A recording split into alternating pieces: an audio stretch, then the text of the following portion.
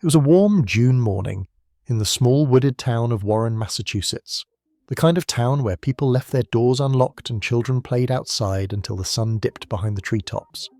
The sort of town where quiet was part of the landscape stitched into the fabric of every backyard, every rustling pine. But that quiet would soon be shattered, forever changed, when a 13-year-old girl named Molly Bish disappeared from a place that should have been safe, a bus stop just steps from the edge of a pond where the summer job she loved was waiting. Molly had just started working as a lifeguard at Commons Pond, a small serene body of water nestled in a forested area not far from her family's home.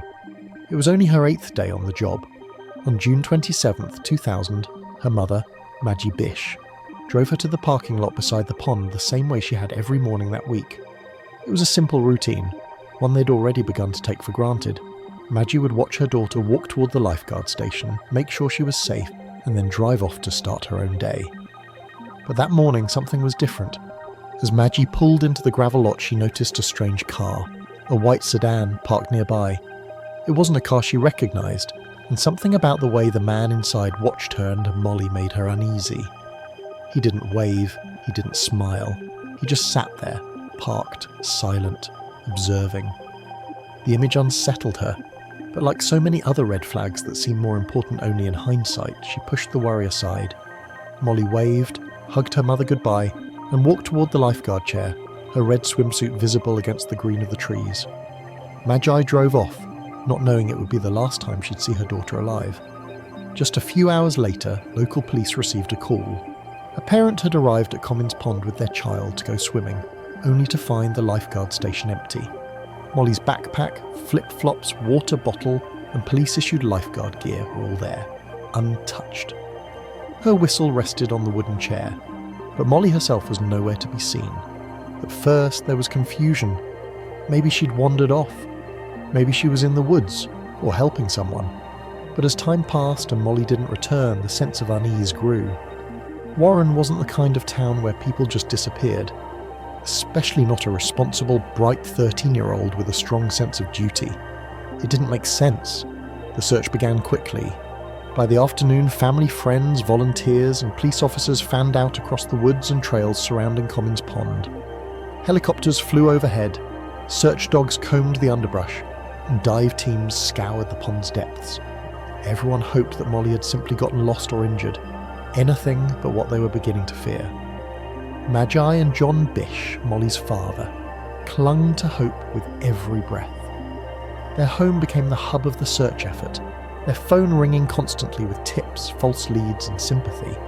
Magi was tireless, her maternal instinct refusing to let her rest. She replayed the morning over and over again in her mind, unable to shake the feeling that something had been wrong with that man in the white car. But as days turned into weeks, hope began to give way to dread. The Bish family had already endured more than their share of sorrow. Just a few years earlier, Molly's older brother had suffered a serious health crisis, a rare form of cancer that shook the family to its core. Through it all, Molly had been a source of strength and light, her blue eyes full of life, her laugh quick and contagious. She was a good kid, kind, thoughtful, and wise beyond her years. The kind of teenager who left sticky notes around the house to remind her mum she loved her, who babysat neighbourhood kids with warmth and patience. Her disappearance wasn't just a tragedy, it was an assault on the very soul of the community. But as the summer stretched on, the town's collective sorrow turned into something else. Obsession. Everyone had a theory, everyone remembered something they hadn't thought was important before. The white sedan became a phantom, described differently by different witnesses. Some said it was a Crown Victoria, others a Taurus. Some said the man was in his 30s, others thought he was older. The image was like smoke, always there but never clear enough to hold on to. The Bish family didn't give up. They couldn't. Magi in particular became a quiet warrior. She channeled her grief into advocacy, into constant motion. She organised search parties, appeared on talk shows, pushed for the better safety measures for lifeguards. She refused to let Molly be forgotten. As months passed with no real leads, investigators faced mounting pressure. Was it a random abduction? Someone she knew? Theories swirled. There were other cases, eerily similar disappearances of young girls in Massachusetts and surrounding states. Were they connected? Was there a predator stalking the quiet towns of New England? The FBI joined the investigation. Hundreds of interviews were conducted. Polygraphs were administered. Tips flooded in from across the country, most of them dead ends. But still, the Bish family waited, hoping, dreading, surviving. And then 3 years later, a chilling discovery shattered what little peace they had managed to salvage. In June 2003, a hunter walking through the woods in Palmer, just a few miles from Warren, stumbled upon a piece of fabric. It was bright blue, the colour of a bathing suit. Nearby, partially buried in the underbrush and scattered by time and weather, were human bones. Molly's remains had been found. The search was over. But the story was not. What happened to Molly Bish that morning at the bus stop? Who took her, and why? The forest had kept its secret for 3 long years, and even as her family grieved the unthinkable, they were left with the cruelest kind of closure. A name without a face, a story without an ending. This is the haunting case of Molly Bish, a 13-year-old girl who vanished in the morning light, and whose echo still lingers in the trees of Warren. A case that would inspire reform, rattle seasoned investigators, and leave a community forever changed. As we follow the trail of her final morning, the twisted leads, and the suspects who emerged, we begin not just to seek answers, but to confront the uncomfortable question of how a girl can simply disappear in plain sight, and why no one has ever truly paid for what happened. The summer that followed Molly Bish's disappearance changed the town of Warren in ways that can't be measured in headlines or man-hours. Beneath the calm exterior of the forested hills and old colonial houses, something fractured. A deep and terrible fear crept into the routines of daily life. Parents who once waved their kids off to the pond now hovered in driveways. Teenagers who once wandered trails freely began checking in constantly. Trust, that invisible but essential thread holding small towns together, had frayed. And with each passing day, the question haunted everyone. How could this happen here? In the Bish household, the days stretched long and thin, taut with the kind of tension that comes from not knowing. There's a strange agony in the limbo between hope and despair, a kind of psychological purgatory. Magi and John refused to stop searching, refused to believe that Molly was simply gone forever. The family turned their grief into action. Magi especially began devoting every ounce of her energy to keeping Molly's case alive, appearing on television, distributing flyers, organising vigils, speaking with anyone who would listen. Their home became a centre of movement and noise. Volunteers came and went, journalists hovered, police cars rumbled up the driveway. But through it all, Molly's room remained untouched. Her belongings were left just as she'd left them. The stuffed animals on her bed, the school books still stacked on her desk, the tiny details that made her real. More than a photo on a flyer, more than just a name. In those early months, investigators chased down dozens of leads. A man matching the description of the white sedan driver was questioned. Several known offenders in the area were scrutinised. There were tips from people who thought they saw Molly in distant states, sightings in convenience stores or gas stations, all of them false. Over and over again, hope surged and crashed like a wave. There was early on a quiet tension between the family and law enforcement. It wasn't overt, not at first, but it built slowly. The Bish family had questions, instincts, memories they felt weren't being fully investigated. Maggie was especially convinced that the white sedan and the man inside it held the key. She described him again and again: dark hair, sunglasses, a cigarette in his hand. But composite sketches led nowhere. Descriptions were too vague, and the presence of the car, while suspicious, wasn't necessarily evidence of a crime. And yet, Maggie's gut told her differently. Sometimes a mother knows what she saw. In late 2000 and into 2001, the case remained active but stagnant. There were no breakthrough. The FBI's involvement helped bolster resources, but the list of suspects remained fluid, elusive.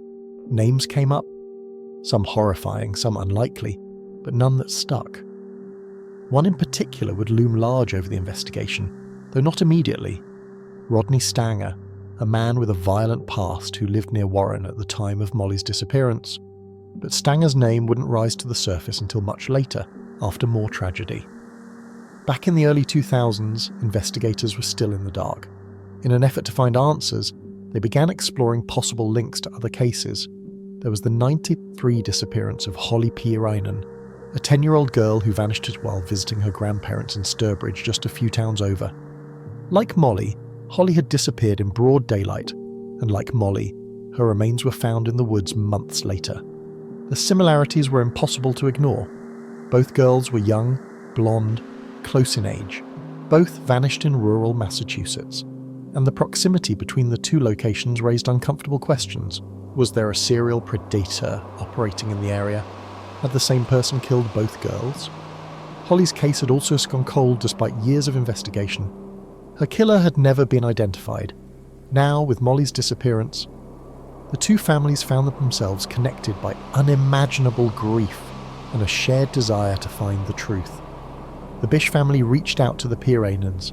Their stories overlapped in eerie, painful ways, and while investigators publicly stopped short of declaring a connection, privately some believed there was more than coincidence at play. As time wore on, Molly's image became iconic in Massachusetts. Her school portrait, blue eyes, bright smile, blonde hair, was posted in gas stations, rest stops, grocery store windows. The photograph became a symbol, both of loss and of the persistent question, how does the child vanish without a trace? The silence around the case became its own kind of torment. The Bish family began working with organisations for missing and exploited children. They gave speeches, they travelled to conferences, but they never stopped searching the woods near Commons Pond, never stopped believing someone somewhere knew something. And then, in May 2003, almost 3 years to the day after Molly vanished, a glimmer of something emerged. A hunter in the woods of Palmer, roughly 5 miles from Commons Pond, stumbled upon a piece of blue fabric. He wasn't searching for anything unusual just out in the thick summer woods, but what he found would shift the entire investigation. The fabric appeared to be from a bathing suit. Nearby there were human remains, bones scattered, sun-bleached and half buried by years of decay and erosion. It was a secluded spot, dense, difficult terrain, the kind of place you wouldn't stumble across unless you knew exactly where to go. The remains were sent to the medical examiner, and soon after the Bish family received the news they had dreaded for 3 long years. The remains were Molly's. The discovery set off a second wave of investigation. Detectives descended on the area, scouring every inch of the ground for evidence. They found more fragments of clothing, a piece of her lifeguard equipment, a hair elastic, but time, cruel, steady time, had erased much of what might have been useful. There was no longer a crime scene, just a graveyard of clues long buried. The grief that followed was not the grief of sudden loss, but the corrosive kind, as grief that had calcified over years of waiting, hoping, fearing. There was a memorial, a funeral, but there was still no answer. And with that, the case took on a new dimension. It was no longer a missing persons investigation, it was a murder. What investigators now had was the location of Molly's final resting place. But they still didn't know who had taken her, who had driven that white sedan, who had watched from the edge of the woods as a 13-year-old girl stepped into the morning sunlight and out of her future. And beneath it all, a deeper question echoed. Had someone in their own community done this? That possibility, unspoken for so long, now began to surface. Not just a predator, but someone who knew the area. Someone familiar with Commons Pond. Someone who might have watched Molly before, waited for the right day. Someone who didn't just stumble upon opportunity, but planned. And so, the focus of the investigation shifted. From the pond to the woods, from hope to justice, from the desperate search for a missing girl to the hunt for a killer, still walking free. The discovery of Molly Bish's remains should have been a turning point, a moment where mystery began to yield to answers. But instead, it became another chapter in a story marked by frustration, silence, and shadows. The investigators, now tasked with solving a murder instead of a disappearance, found themselves grappling with a cruel irony. They had a body, but no clear crime scene, no witnesses, no DNA. And with every year that had passed since that June morning in 2000, the trail had grown colder. The location where Molly's remains were found, a rugged, densely wooded area in Palmer, became a focal point. It wasn't far from Commons Pond, but it wasn't close enough to suggest an accidental death or a panicked disposal. It was a place you had to know. That was key. This wasn't the act of a drifter. It wasn't random. Whoever left Molly in those woods had been deliberate, methodical. They had carried her into seclusion past brush and rock, deep enough that she wouldn't be found for years. That kind of confidence suggested familiarity, not only with the terrain, but with how long it would take before the forest gave up its secret. Forensic teams combed the area, looking for anything that might help piece together what had happened. But there was little to work with. Her body had decomposed naturally, exposed to the elements. What remained couldn't tell them how she died, not definitively. There were no bullet wounds, no ligature marks visible on the bones, and the lack of clothing, apart from the fragments of her swimsuit, left open the possibility of sexual assault, but without soft tissue, there was no way to know for sure. It was a devastating blow. In so many cases, it's the body that tells the story, that offers evidence of struggle, that speaks for the victim when nothing else can. But here, even Molly's remains were silent. Investigators turned back to the timeline. Molly had arrived at Commons Pond that morning and vanished within minutes. Her belongings had been untouched.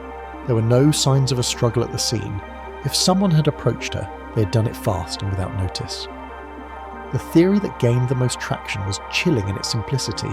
Someone was waiting for her. There were two ways into the area: the main entrance and a wooded trail that wrapped around the pond. If someone had hidden along that trail, perhaps parked elsewhere, they could have intercepted Molly before she even reached the water. The fact that her backpack and sandals were left behind suggested she hadn't seen the danger coming. Maybe she was lured away. Maybe she knew the person. Or maybe they came up from behind, fast and quiet. The white sedan that Molly Bish saw became central again. For years, that sighting had lingered in the margins, too vague to pin down, too suspicious to ignore. Now, with Molly's body found, it took on a new gravity. Investigators re-interviewed witnesses from the area. One neighbour recalled seeing a similar vehicle parked along the woods a few days before the disappearance. Another remembered a man loitering near the pond, smoking, not swimming, just watching. The descriptions varied, but a pattern began to emerge. A figure on the fringes, always alone, always watching. But who was he? The first real lead came from an unexpected direction: Florida. In 2009, nearly a decade after Molly's disappearance, a tip came in involving a man named Rodney Stanger. Stanger had recently moved to Florida from Massachusetts and had been living in the area around the time of Molly's abduction. What made him stand out wasn't just geography, it was violence. In 2008, Stanger's longtime girlfriend, Crystal Morrison, had been found stabbed to death in their home in Florida. The crime was brutal, and Stanger quickly became the prime suspect. He fled but was arrested soon after. While in custody, Crystal's sister came forward with a chilling claim. Crystal had told her, before her death, that Stanger had once confessed to knowing what happened to Molly Bish. He had a white car. He was familiar with Commons Pond. He hunted in the woods where Molly's body had been found. Suddenly, everything seemed to align. Investigators dove into Stanger's background. He was by all accounts a deeply troubled man, a history of domestic violence, substance abuse and explosive temper. He was an avid hunter and fisherman. He'd lived in Southbridge, just minutes from Warren, and he had access to a white sedan during the time of Molly's disappearance. For the first time in years, there was real hope. A suspect whose profile matched nearly every theory developed over a decade. But there was a problem. There was no physical evidence tying Stanger to the crime. No DNA, no fingerprints, no eyewitnesses placing him at Commons Pond on that morning in 2000. The statements made by Crystal Morrison's sister were powerful, but not enough to charge him. They were hearsay, leads were followed, interviews conducted, but without a direct link, prosecutors couldn't make a case. Still, the Bish family believed. For Magi and John, Stanger fit too perfectly to be coincidence. He had the car, the location, the violent past, he had motive, opportunity, means, and his girlfriend, dead under suspicious circumstances, had tried to tell someone before it was too late. In the years that followed, Stanger remained a suspect but was never charged. He was eventually imprisoned in Florida for Crystal's murder, serving a long sentence, but the cloud he cast over the Molly Bish case never lifted. The Bish family continued to advocate, to push for new forensic techniques, to ask questions no one had yet answered. They worked with lawmakers to improve safety standards and child protection protocols. In their grief, they created meaning, but the absence of justice hung over everything. And while Stanger was the most prominent suspect, he wasn't the only one. In 2011, another name surfaced: Gerald Battistoni, a known sex offender with ties to the area. He'd been an informant in other criminal cases and had a long history of assaults against young girls. His name had appeared in early tips but hadn't been fully pursued. Now, with new attention, he was reconsidered. Battistoni had attempted suicide shortly after being named as a person of interest, an act some saw as suspicious. But again, like Stanger, there was no direct evidence. It was a pattern that had become all too familiar. Suspects with disturbing backgrounds, but no proof, just possibilities. For the Bish family, each new name brought hope and dread in equal measure. The hope that they were finally getting closer, the dread that it might be another dead end. And through it all, Molly's story remained suspended in the public consciousness, not just as a tragedy but as a cautionary tale, a reminder that evil can touch even the quietest towns, that predators can hide in plain sight, that sometimes the forest keeps its secrets far too well. But for those who loved her, for Magi and John, for her brother and sister, for the friends who still remembered her laughter, Molly was never a headline, never a cold case. She was real. She was 13. She was their daughter, their sister, their friend, and someone had taken her away. The years after the discovery of Molly Bish's remains were marked by a deep, aching silence. The kind of silence that stretches out over miles and years, where the passage of time feels both relentless and frozen. The public's attention slowly faded, but for the Bish family, the wound remained raw. They continued to speak Molly's name in rooms where others whispered about moving on, but they wouldn't, not until there was justice. The pain of not knowing, truly knowing what happened to Molly, was its own kind of torment. For Maggie Bish, that pain had become her life's work. She immersed herself in the world of advocacy, pushing for policy changes and systemic reform in how missing child cases were handled. Through her efforts, Molly's legacy began to take shape, not as a cold case, but as a catalyst, a symbol of what needed to change. One of Maggie's most powerful contributions came in the form of a campaign for a statewide child safety alert system.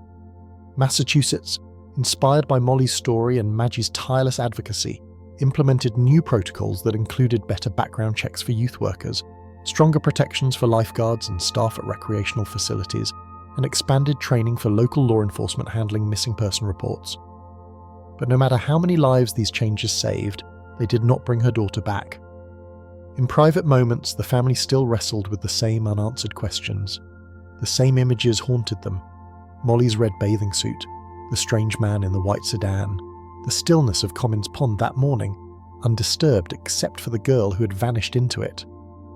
As law enforcement continued to explore suspects like Rodney Stanger and Gerald Battistoni, another haunting possibility began to settle over the case. What if the killer was dead? What if the one person who could answer every question had already slipped away, unpunished and unspoken? In 2014, Gerald Battistoni died in prison from cancer. At the time, he was still considered a person of interest, though charges had never been filed.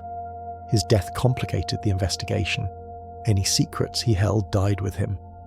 Investigators had hoped to confront him with new DNA techniques, but that opportunity was gone. Still, advances in forensic science brought new hope. In 2015, the Massachusetts State Police and the FBI announced renewed efforts to apply modern technology to the physical evidence collected from the scene. They re-examined items found near Molly's remains, hoping that improved DNA sensitivity could yield something usable. Even the smallest trace, a hair, a skin cell, a drop of sweat, might be enough to build a profile. But after months of testing, no new leads emerged. No matches were found. The killer remained just out of reach, an invisible hand behind a decades-old wound. The pain of uncertainty took a toll.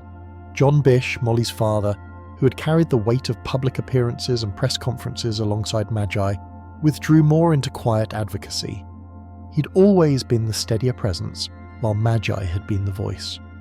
Together, they remained bonded by a shared, immeasurable loss, but even the strongest bonds strain under the pressure of unresolved grief. And then, in 2016, tragedy struck again. Maggie Bish was diagnosed with cancer. For a woman who had spent more than a decade relentlessly pursuing justice, the diagnosis was a cruel blow. She underwent treatment and continued her advocacy work as much as she could, but the disease progressed quickly. In 2020, Just days before the 20th anniversary of Molly's disappearance, Molly Bish passed away. She never saw justice served. Her death was a seismic loss, not just for the Bish family, but for the entire community that had come to know and love her through her tireless efforts. News outlets across Massachusetts and beyond paid tribute to Molly's legacy. She had turned her daughter's tragedy into a movement. She had sat across from lawmakers, held candlelight vigils in bitter winter wind, and stared into the cameras of countless television interviews with grace and quiet power. And now, like her daughter, she was gone. John Bish released a statement shortly after her passing. His words were brief, heavy, and painfully honest. Molly never gave up hope. She never stopped believing that someone out there knew what happened. I will carry that torch for her, and for Molly. But even as Molly's death brought renewed attention to the case, the investigation remained stalled. Stanger was still alive, still in prison, but still uncharged. New suspects were occasionally discussed, but no arrests ever followed. The weight of 2 decades of failure pressed down on everyone involved. Yet despite everything, the Bish family, what remained of it, continued to hope. They had come to understand a painful truth. In cold cases, justice moves slowly, if at all, but it doesn't mean the story is over. New technologies emerge, witnesses reconsider. Sometimes guilt grows heavy with age, and people talk. The past has a way of refusing to stay buried. In 2021, a task force dedicated to cold cases in Massachusetts made a quiet announcement. Molly Bish's case had not been closed.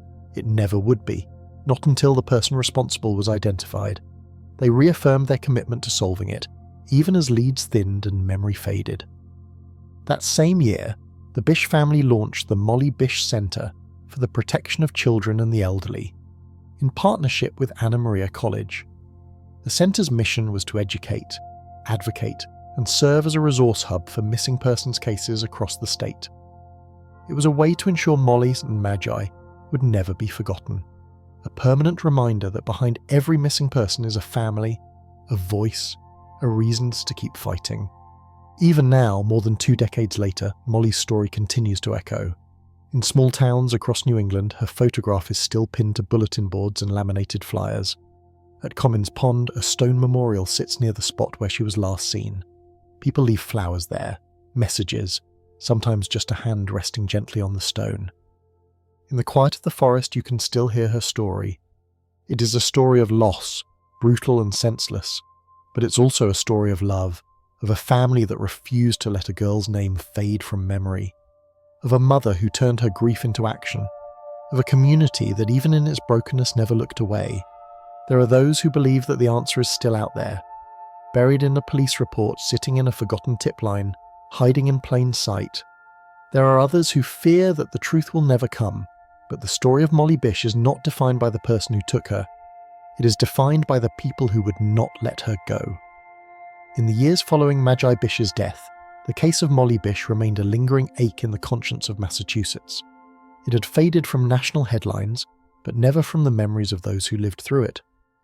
For many in Warren, time was measured by the seasons that passed without answers, by the anniversaries marked with candlelight and silence. Molly's story became something more than a crime.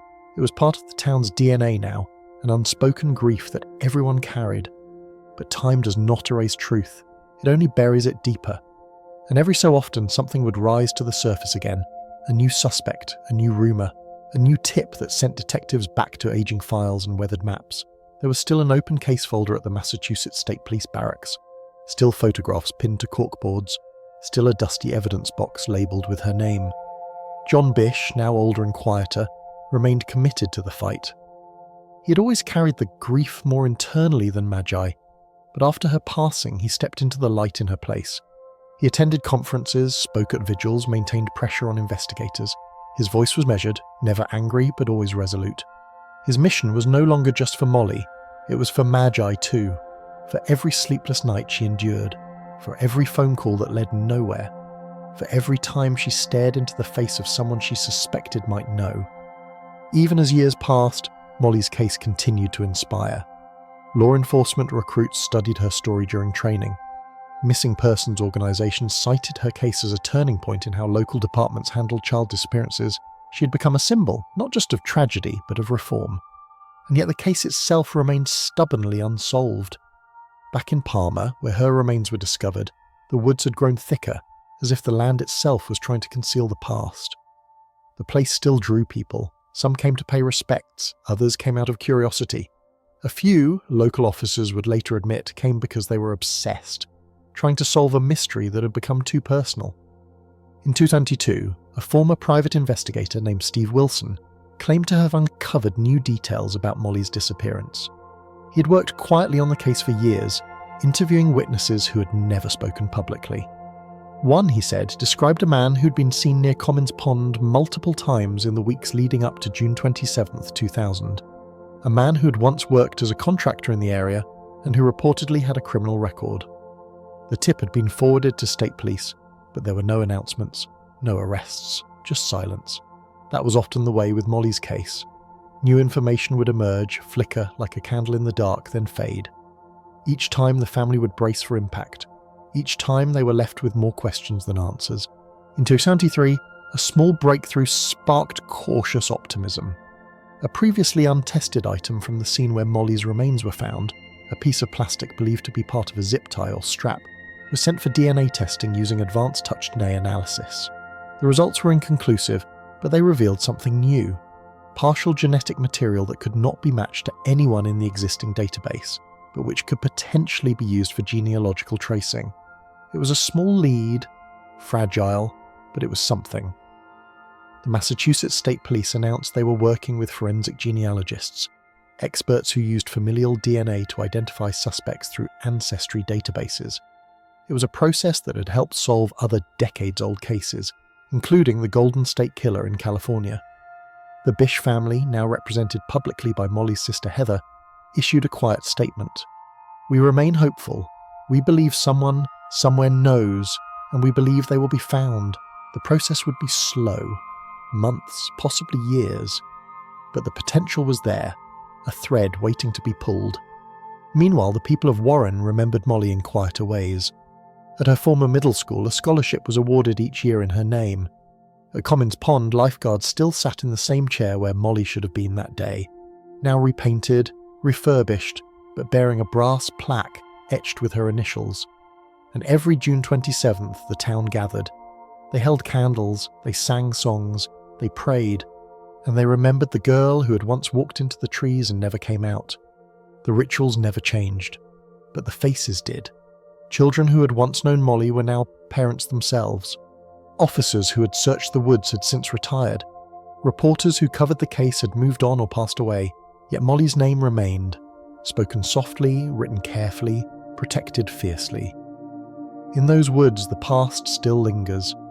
There's a bend in the trail where the trees grow close together, where light barely filters through. That's where searchers found her, in pieces, in silence.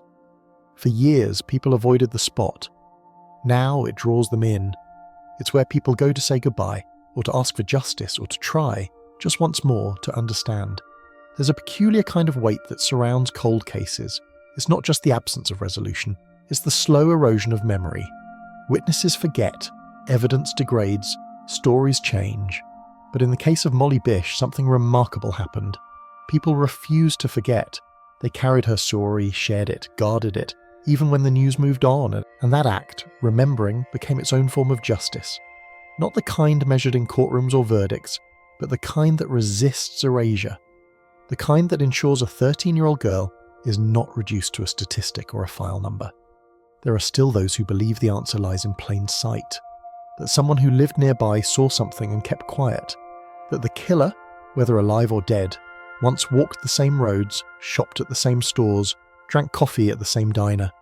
That the truth, however obscured, still exists, waiting to be uncovered. And so the story remains open, not just in files or forensic labs, but in the hearts of those who cannot let go. Because the forest may forget, the case may grow cold, but people remember. Somewhere deep within the folds of unsolved cases, the story of Molly Bish continues to haunt. It's not just the violence of it, not only the eerie precision of a crime that left almost no trace, but the intimacy. Molly wasn't a stranger lost in a far-off city. She was a child known by name, whose face was familiar to cashiers and classmates, to teachers and teammates. Her disappearance was personal, local, a violation of the safe, slow rhythm of a New England town. And that has never been forgotten. In Warren, time has moved forward, but not completely. Cummins Pond still opens every summer. Families still bring children there to swim. But there's a caution now, a watchfulness passed down to younger generations. Molly's name is spoken like a warning, and not to instill fear, but to instill memory. Her story has become a kind of moral geography, a reminder that even in the safest places, danger can slip in unseen.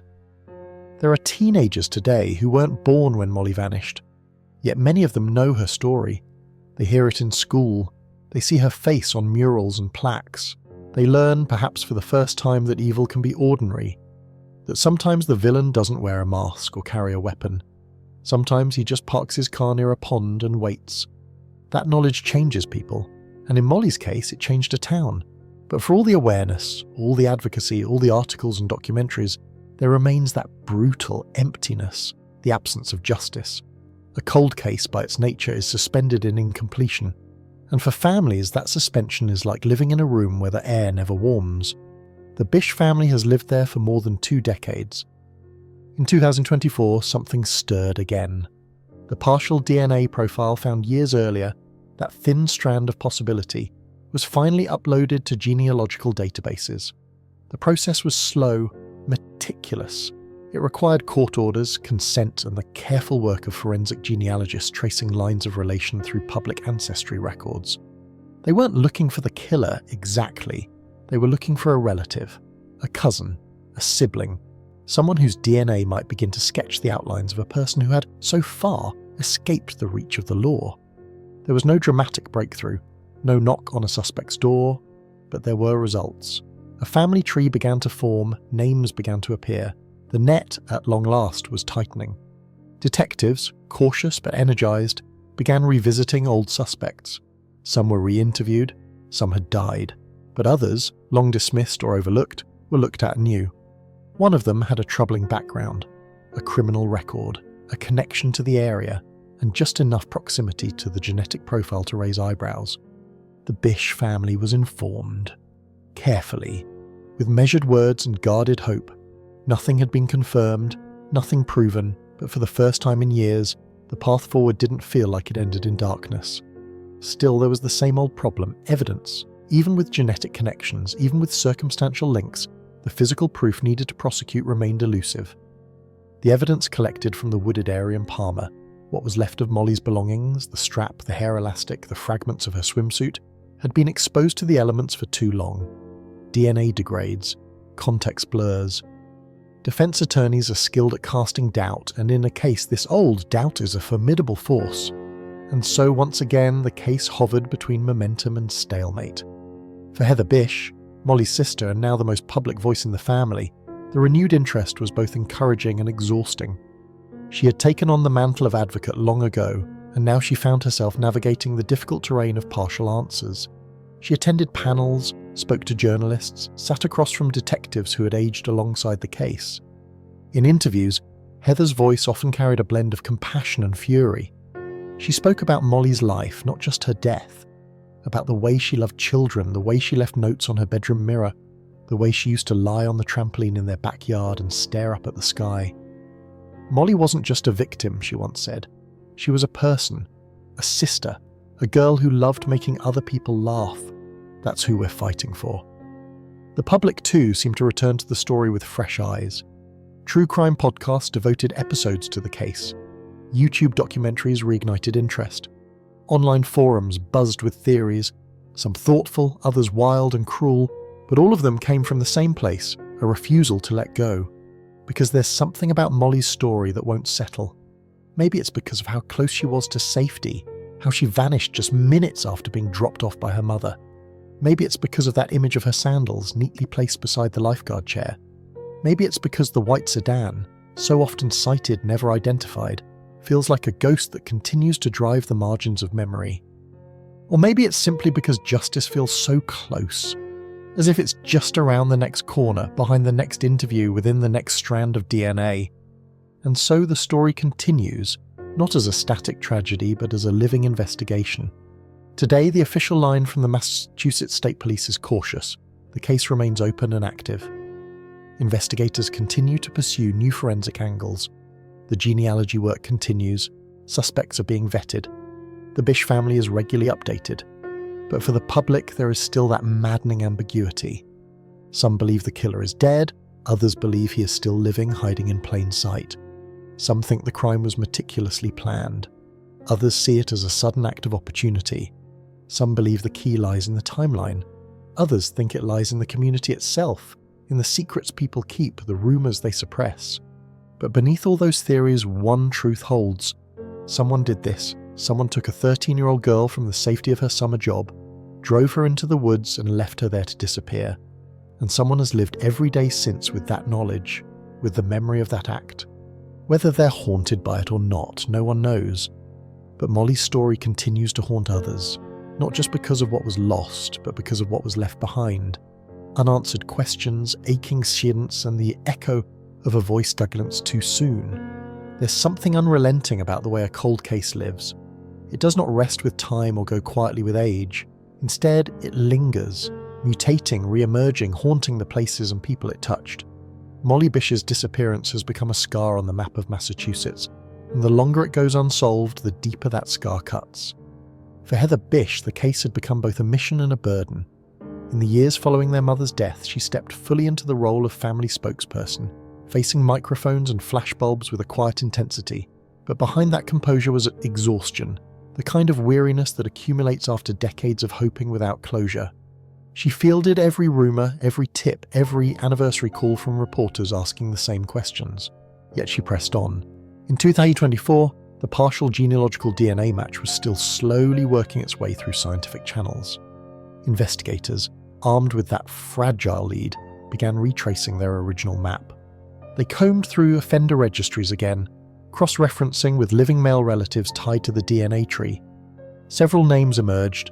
A few were eliminated through direct DNA swabs, but one man, proved more elusive.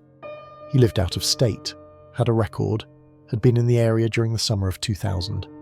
And most disturbingly, he had ties to a construction company that had done work near Commons Pond. The man was located and approached. He declined to cooperate voluntarily. The state police obtained a warrant and collected DNA. Then the long wait began. The labs were careful. The process was meticulous. They tested it against the degraded sample found at the wooded site in Palmer. And again, heartbreak. The match was inconclusive. It wasn't enough to make an arrest, and not enough to eliminate him outright. It was like standing at the edge of a foggy lake, seeing the vague shape of something below the surface but unable to pull it free. Heather was devastated. She had learned not to expect closure, but this had felt close, closer than ever before. The reality of another setback stung. Still, she released a statement. "We are not done. We will not stop. My sister deserves the truth." Meanwhile, the FBI's Behavioral Analysis Unit released a revised profile. With fresh eyes and modern techniques, they painted a picture of the possible offender. Likely male, familiar with the area, comfortable in wooded terrain. He would have lived or worked near Warren or Palmer. He may have had prior offences, particularly related to voyeurism or stalking. And perhaps most tellingly, they believed he had followed Molly for some time before the abduction. This wasn't random. It was predatory, intentional. With that, investigators went back to witness interviews. Old ones. Some of the people they spoke with in 2000 were now retired or elderly or had moved away. But memory has strange mechanics. It fails in some places and sharpens in others. And there was one man, a former Parks employee, who remembered something he had not shared before. He said that in the week before Molly disappeared, he saw a man, alone, sitting in a pickup truck just beyond the trees, close enough to see the pond, but far enough to be concealed. He thought nothing of it at the time. The man never left the vehicle, never spoke. But he came back day after day, always around the same time Molly would arrive. The description was vague, middle-aged, dark hair, heavy set, nothing distinct. But the repetition, the routine, echoed the profile perfectly. And it prompted a new question. Had Molly been stalked? Had someone been watching her not just that day, but in the days or weeks leading up to June 27? It was a terrifying thought, but not an unfamiliar one. Many believed the crime had the mark of planning, the fast abduction, the hidden disposal, the lack of noise. It was someone who had watched, learned, timed the moment precisely. It made the white sedan all the more important again. Despite years of dead-end leads, law enforcement reissued a call to the public. If anyone remembered that car, or had family members who owned such a vehicle at the time, they should come forward. Technology had changed. Surveillance footage could be enhanced. Databases were larger now. Even a vague tip could trigger a search that wasn't possible in 2000. Incredibly, several new calls came in. One from a woman who had been a lifeguard at another pond just 20 miles away. She remembered a man in a white car watching the beach, often alone, never speaking. Another from a man who worked at a repair shop and recalled servicing a white sedan that summer, owned by a man who gave off what he called a bad feeling. And a third, perhaps the most chilling, came from a former girlfriend of a man who had since passed away, who claimed he once admitted to knowing more than anyone else about the Bish case. Each of these tips alone was weak, but together they pointed in a direction that couldn't be ignored. The man at the centre of these tips had never been publicly named. He had a criminal record, though not for violent crimes. He died in 2010. He lived within a few miles of Commons Pond, and he owned a white car, not a sedan, but a compact station wagon similar enough to be misremembered. He had never appeared in the original suspect list. Investigators dug through archived property records, work history, old traffic stops, anything that might place him near Commons Pond in 2000. And they found it.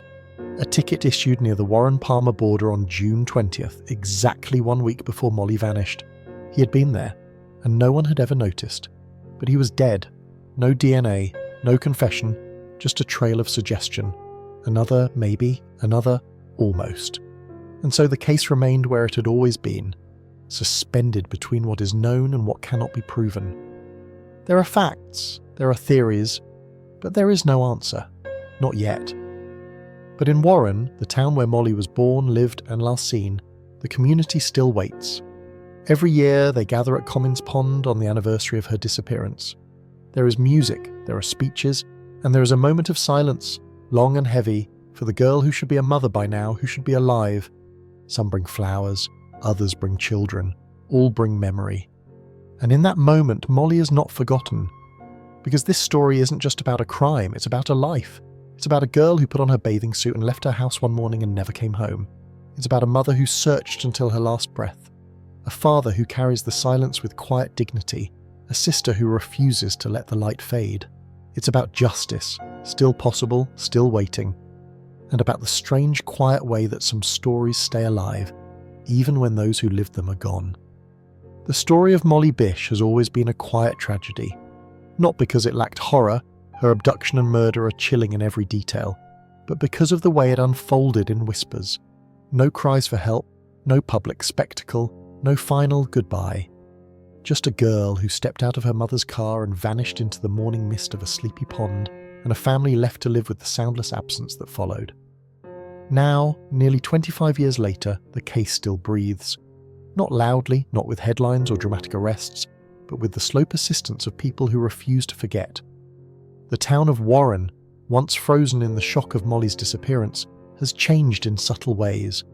There are new faces, new buildings, new families who only know the story secondhand. But there is also something that endures. A memory, a promise, a lingering question.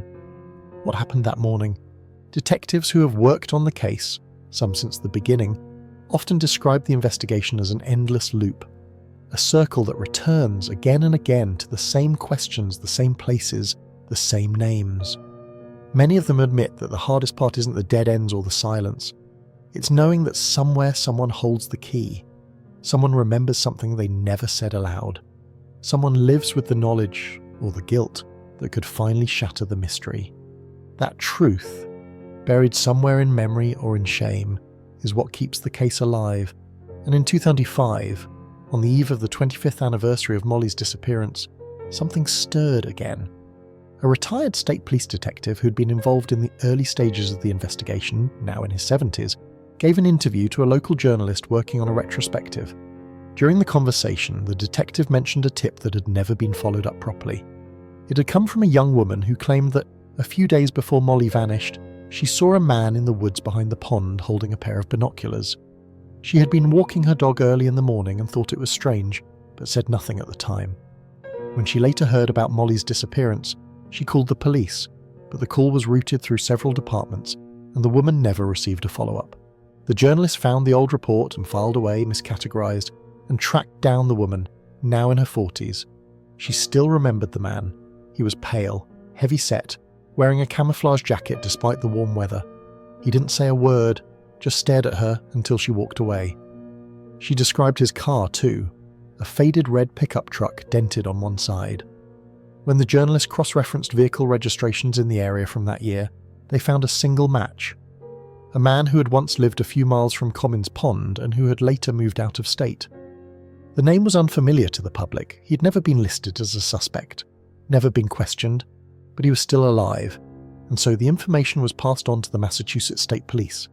They reopened that thread, quietly, carefully. He was placed under surveillance. His DNA was obtained through a discarded coffee cup and sent to the lab. It didn't match the partial profile found on the evidence from the scene, but it didn't eliminate him completely either. That partial profile, degraded as it was, had limitations. It could only tell part of the story. Still, the discovery led investigators to re-examine an area of the woods near the pond that hadn't been searched thoroughly in 2000. New drone technology allowed them to scan terrain previously considered inaccessible. And there, embedded in the roots of a collapsed tree, they found something. A rusted pair of binoculars, wrapped in vines and dirt, almost invisible. Impossible to date exactly, but consistent with the witness's story. The find was not a breakthrough in itself. It couldn't be tied definitively to anyone. But it lent credibility to a tip that had gone ignored for over 2 decades. It was another crack in the veneer, and it reminded everyone watching that this case, for all its coldness, still had warmth beneath the surface, still had motion. On June 27th, 2005, the 25th anniversary of Molly Bish's disappearance, Warren held its largest vigil yet. Hundreds of people gathered at Commons Pond, some who had lived there their whole lives, some who had moved away but returned for the occasion, some who had never met Molly but felt the weight of her story just the same. Heather Bish stood near the lifeguard chair, freshly repainted in white and gold, and spoke to the crowd. "My sister's story is still unfolding," she said, "and as long as I have breath, I will make sure the world knows she mattered, that she was here, that someone took her, and that we will never stop looking for the truth." As the sun set behind the trees, the same trees that had once hidden so much, the crowd lit candles, one by one, quietly, a ripple of flame and memory spreading along the water's edge. In the crowd was a former classmate of Molly's, now a parent herself. She stood with her teenage daughter, who asked softly, "Why are all these people here?" The woman paused and said, "Because this shouldn't have happened, and because even after all these years, we remember her. That's what we owe her."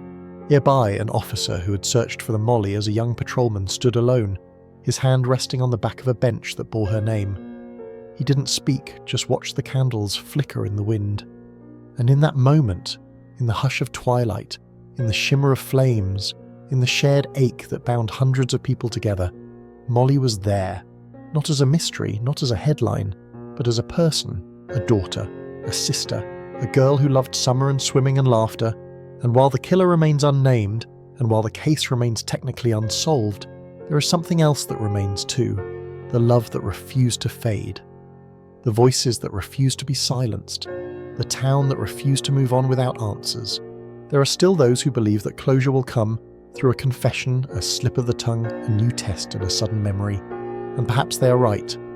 But even if that day never comes, Molly's legacy lives in every child who is protected because of her, in every system that was reformed in her name, and in every parent who holds their child a little closer.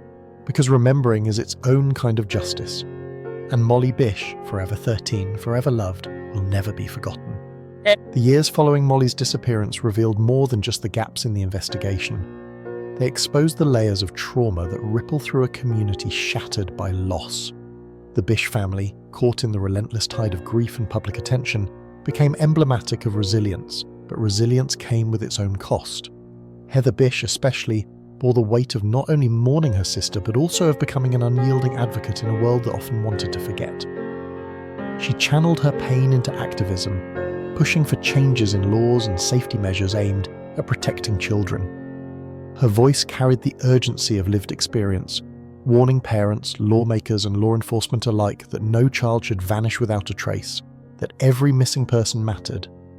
Yet, even as she fought for progress, the silence about her sister's fate echoed louder in her heart. The community of Warren responded in kind. The tragedy had forever altered its fabric, awakening a protective vigilance. Neighborhood watch groups formed, parents organized safe walk programs, and schools implemented stranger danger education earlier than most.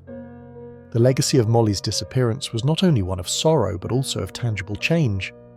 Still, the unanswered questions gnawed at those closest to the case. Where was Molly in those final moments? What had she seen, heard, or sensed? And perhaps most hauntingly, who was the man who took her? The white sedan, a lingering spectre throughout the investigation, remained unidentified. Multiple witnesses described it, a common enough car, yet one that felt sinister by association. Attempts to match it to registered owners produced nothing definitive. It was as though the vehicle itself had dissolved into the fabric of the town's collective memory, a ghostly emblem of a crime that refused to be unravelled. In the years since, advances in forensic technology have offered glimmers of hope. The partial DNA profile found at the scene, while degraded, was subjected to the latest extraction techniques and genealogical methods, widening the scope of the search. These efforts, though painstaking and slow, reignited the investigation, showing that even old cases can benefit from new science. Yet with these technical strides came the sobering reminder of limitations.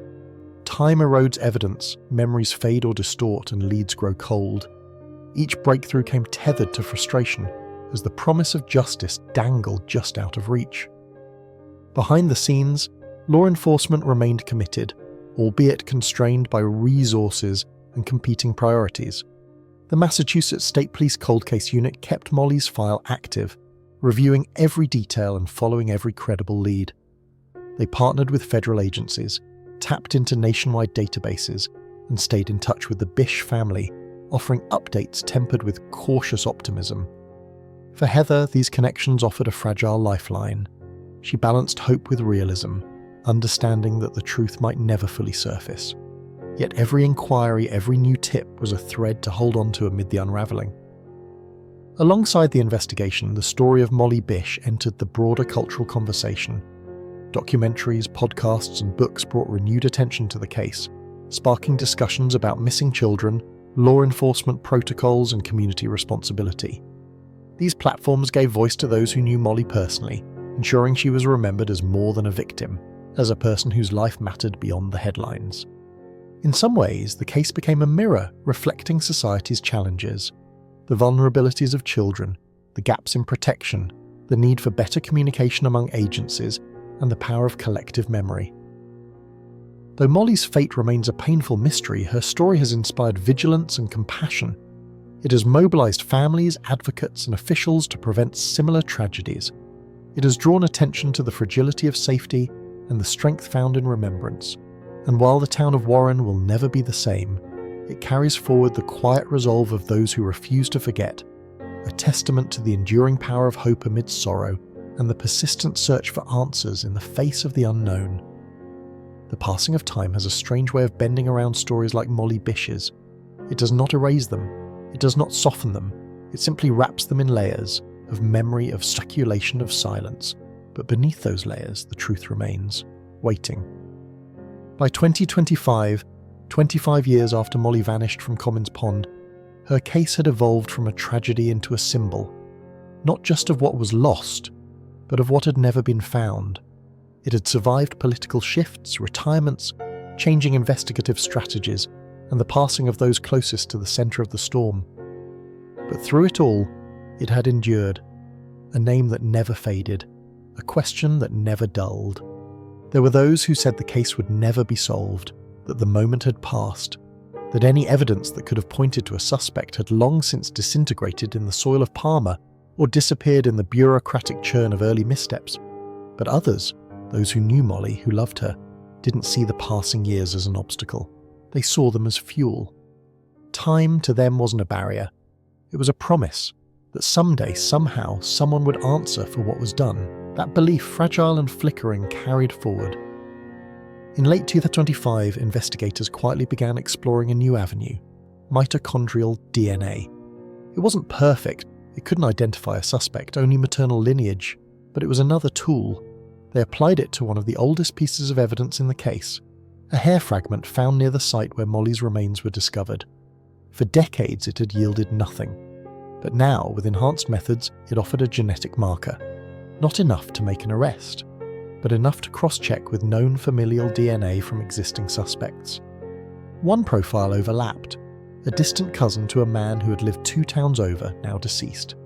He'd never been on the original suspect list, never interviewed.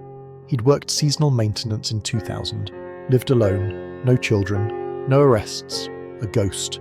His name was not released to the public. The match was far too indirect, but internally it prompted a flurry of renewed interest. Retired detectives were contacted, witnesses re-interviewed, maps from 2000 re-examined, and once again, eyes turned toward that summer morning and the terrifying possibility that the person who had watched Molly from the woods had done so many times before. The binoculars found near the twisted roots of a fallen tree had been analysed. Nothing conclusive, just corrosion, rust, decay. But the timing of their discovery, just as a new witness came forward, offered the clearest image yet of that day. Someone had been watching, planning, waiting, and then, when the moment came, they acted swiftly and without hesitation. It wasn't rage, it wasn't chance, it was intention. That is what has always set Molly's case apart: the precision, the absence of sound, the lack of struggle, the way she vanished without disturbing the stillness of the morning. This wasn't someone who stumbled across opportunity. This was someone who sought it, who studied it. And in that detail, the horror deepens, because that kind of predator doesn't just disappear. He blends in, hides in plain sight. He shops at the same grocery store, waves to neighbours, lives among those he's already harmed. That idea, unbearable yet plausible, has long haunted Warren. By 2006, Molly's story had taken on a new life online. Young activists, many of whom were born after her death, began circulating her photo again. Podcasts and social media campaigns reignited public interest. Hashtags trended. Clips from old news broadcasts resurfaced. And in a world increasingly shaped by collective memory and digital vigilance, Molly's case found a new audience, one just as determined to find the truth. The Bish family too remained present. Heather continued her advocacy, often speaking not just about Molly, but about the families left behind in every case like hers. She began working with state agencies to reform how unsolved cases were reviewed, pushing for mandatory retesting of evidence every 10 years using updated methods. Her voice, now stronger than ever, became a fixture at national conferences, in interviews, in classrooms. Molly's story didn't end in 2000, she said in one televised segment. It hasn't ended yet. And it won't end until we know the truth. Until we say her name, not with sadness, but with resolution. That resolve is what kept the story alive. It's what moved a retired judge to donate funding to the Molly Bish Centre for the protection of children and the elderly. What led local students to choose her case for mock trial studies. What compelled artists to paint murals of her near-school entrances, not just as memorials, but as messages. We remember, we protect, we endure. And in that way, Molly's story became more than an investigation. It became a blueprint for how to refuse silence, how to speak, even when your voice shakes, how to wait without surrendering, how to carry loss and still keep walking. No new charges have been filed, no definitive suspect has been named. But that isn't where the story ends. It ends here, for now, with a town that never stopped gathering each June, circling the pond where she was last seen. With a family that turned grief into purpose, with strangers who learned her name and made it a cause, and with a legacy that stretches beyond one girl, one morning, one terrible act. Molly Bish will never be just a victim. She is memory. She is movement. She is the reminder that even in the deepest silence, someone is still listening, still asking, still hoping. And sometimes that's enough to carry the story forward into the light.